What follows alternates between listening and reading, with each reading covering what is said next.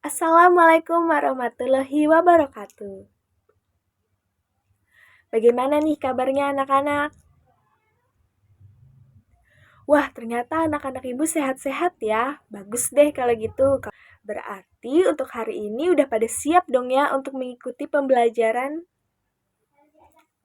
Hebat deh. Nah, jadi anak-anak, hari ini kita akan mempelajari tentang ciri-ciri makhluk hidup. Bagaimana makhluk hidup itu bernapas, bagaimana makhluk hidup itu bergerak, bagaimana makhluk hidup itu berkembang biak. Nah, sebelum kita masuk ke dalam pembelajaran, marilah kita berdoa terlebih dahulu. Berdoa menurut kepercayaan masing-masing dimulai.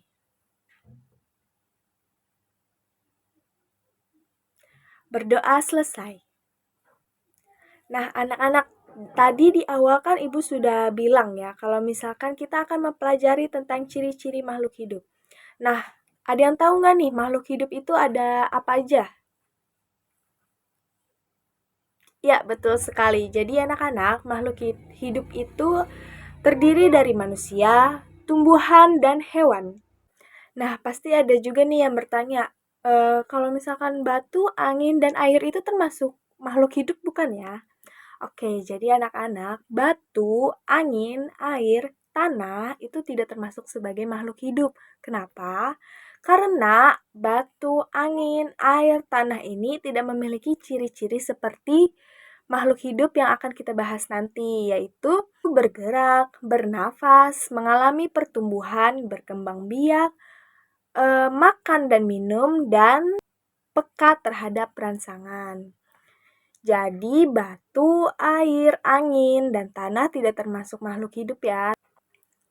Oke, sekarang kita lanjut ya. Tadi Ibu juga sudah menyebutkan ciri-ciri dari makhluk hidup itu terdiri dari yang pertama bergerak. Yang kedua itu ada bernafas, yang ketiga mengalami pertumbuhan, yang keempat berkembang biak, yang kelima makan dan minum, dan yang keenam peka terhadap rangsangan.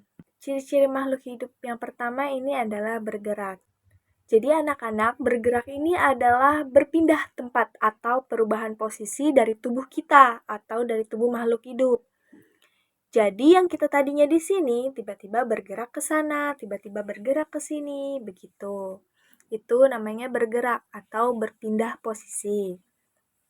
Nah, contoh dari bergerak itu ada manusia bergerak dengan cara berjalan menggunakan kaki, lalu cicak juga bergerak nih dengan cara merayap di dinding menggunakan kakinya. Selanjutnya, ikan bergerak dengan cara berenang di air dengan menggunakan sirip, dan burung bergerak dengan cara terbang di udara menggunakan sayap. Lalu ciri-ciri makhluk hidup yang kedua adalah bernafas.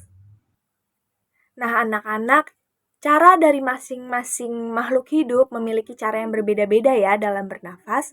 Contohnya itu manusia bernafas menggunakan hidung. Jadi manusia itu bernafas dengan menghirup udara yang mengandung oksigen atau O2 dan juga mengeluarkan udara yang mengandung karbon dioksida. Untuk selanjutnya adalah ada ikan. Ikan ini bernafas menggunakan insang, lalu tumbuhan bernafas menggunakan stomata. Nah, tumbuhan ini mengalami pernafasan yang berbeda. Di siang hari, tumbuhan itu menghirup udara yang mengandung karbon dioksida dan mengeluarkan udara yang mengandung oksigen. Jadi kebalikannya ya dari manusia. Lalu yang terakhir ada kecebong. Nah, kecebong ini kan anak-anakan dari katak.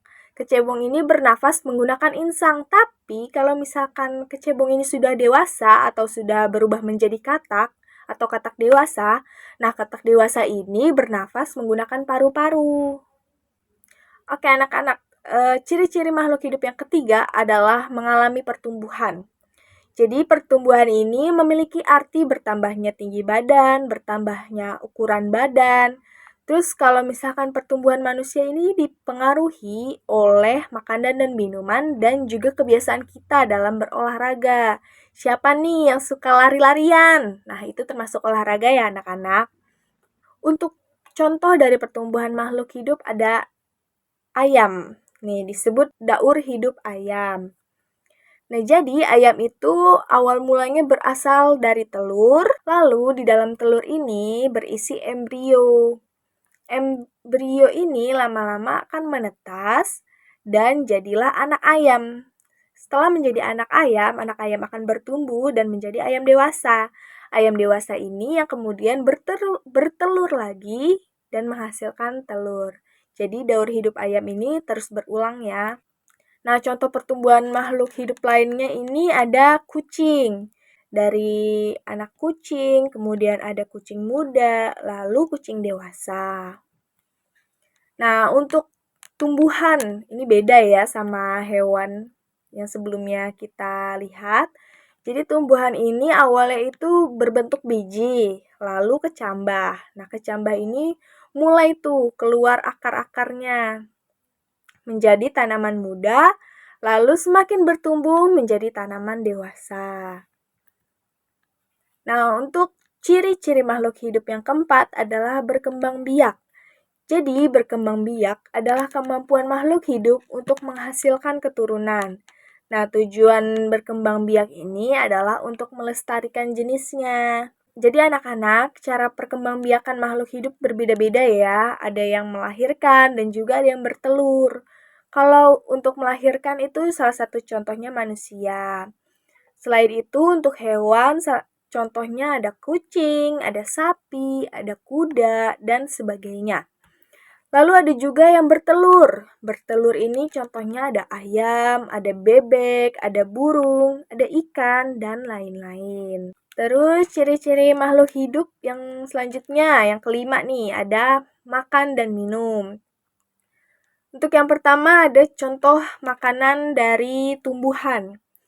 Nah, tumbuhan ini mendapatkan makanannya dari mana, Bu? Ya, tumbuhan ini nggak beda jauh ya sama manusia, sama hewan juga.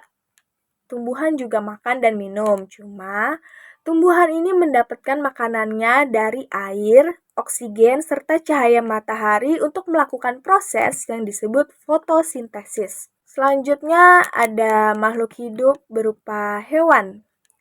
Contohnya ini ada kambing, ada sapi. Nah, kambing sama sapi ini makannya rumput nih untuk mendapatkan energi dalam tubuhnya untuk beraktivitas.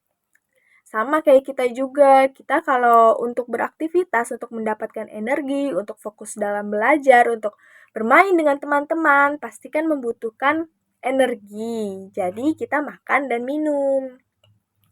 Nah, yang terakhir anak-anak ada peka terhadap rangsangan. Peka terhadap rangsangan ini nama lainnya disebut iritabilitas ya. Contoh dari peka terhadap rangsangan ini adalah kita nih, salah satunya kita, mata kita nih. Jadi mata kita ini kan memiliki pupil. Nah, pupil mata manusia akan mengecil secara spontan dan kita menutup mata. Biasanya kita akan menutup mata dengan secara tiba-tiba saat menerima rangsangan berupa sinar matahari atau debu yang masuk ke dalam mata kita. Selain itu, ada juga nih peka terhadap rangsangan yang dilakukan oleh tumbuhan putri malu.